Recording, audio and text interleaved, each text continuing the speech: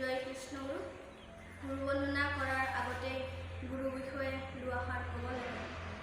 গুৰু শব্দৰ অৰ্থ হ'ল গু মানে আন্ধাৰ, গুৰু মানে পোহৰ, অৰ্থাৎ যিজনে আমাৰ মনৰ অজ্ঞান আন্ধাৰ দূৰ কৰি পোহৰৰ সন্ধান দিব পাৰে তেওঁৱেই হ'ল গুৰু। আমি জীৱনত তিনিজন গুৰু সান্নিধ্য লাভ কৰোঁ: আদিগুৰু, শিক্ষাগুৰু আৰু শৰণদাতা গুৰু। আদিগুৰু হ'ল আমাৰ জন্মদাতা পিতৃ-মাতৃ, যাৰ কৃপাত আমি এই বিনন্দীয়া পৃথিৱীখন চাবলৈ সক্ষম হ'লোঁ। সেয়ে আমি সদায় পিতৃ-মাতৃক শ্ৰদ্ধা ভক্তি কৰিব লাগে, তেওঁলোকৰ কথা শুনিব লাগে, তেতিয়াহে আমি জীৱনত উন্নতি কৰিব পাৰিম। আমাৰ দ্বিতীয় গুৰু হৈছে শিক্ষাগুৰু। শিক্ষাগুৰুসকলে আমাক অ, আ, ক, খ, 1, 2 আদি পুথিগত শিক্ষাৰে আমাৰ জীৱনটোত এক নতুন মাত্ৰা প্ৰদান কৰি পূৰ্ণাংগ মানৱ ৰূপে গঢ়ি তোলে। সেয়ে আমি শিক্ষাগুৰুসকলক শ্ৰদ্ধা ভক্তি কৰিব লাগে।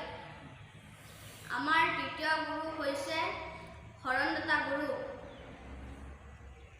যাৰ কৃপাত আমি এক নাম গ্ৰহণ কৰি আধ্যাত্মিক জ্ঞানেৰে পৰিপুষ্ট হৈ মানৱ জীৱনটো ধন্য কৰিব পাৰিছোঁ।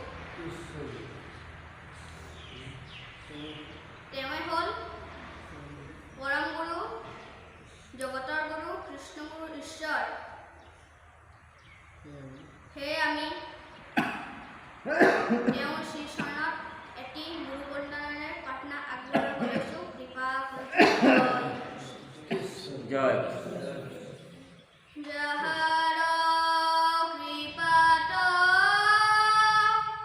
মূৰ্খেও পণ্ডিত हुए महाज्ञान पाई,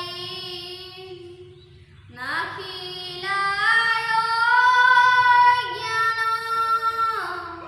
ज्ञान सैपुदान, जार कृपा गुणे হয়, যাহাৰ বাক্যত শুৱে কণ্ঠগত,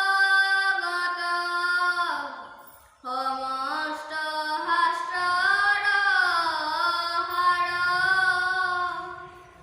গুৰুৰূপী হৰি দণ্ডৱতে পৰি, প্ৰণামো বাৰম্বাৰ,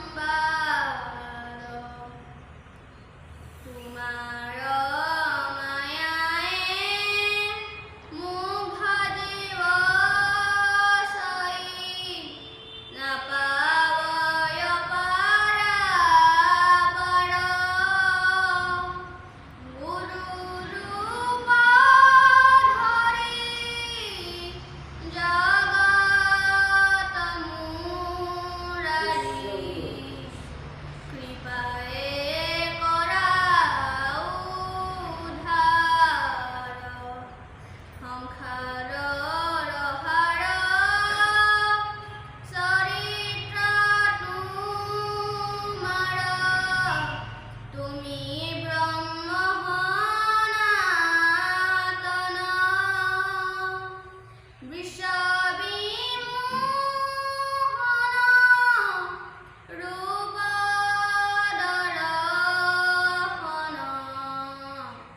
ভকতৰ পুৰা মন, কৃষ্ণ